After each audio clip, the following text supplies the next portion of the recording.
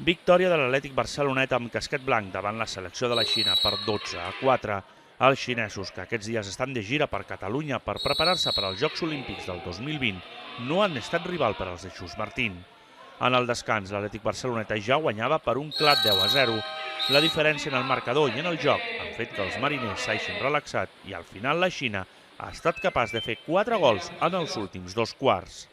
Els hi va molt millor amb ells que a nosaltres. A nosaltres aniria millor entrenar amb un equip que ens fiqués les coses molt més difícils, no? Però bueno, ells han vingut aquí a passar uns dies a Barcelona, estan disputant uns partits als diferents clubs i bueno, era un partit que teníem que jugar i tenim un altre la setmana que ve, doncs, intentarem doncs, això, aprofitar-ho al màxim sapiguent el que tenim davant, evidentment. L'altre al·licient del partit ha estat veure Albert Espanyol amb l'Atlètic Barceloneta.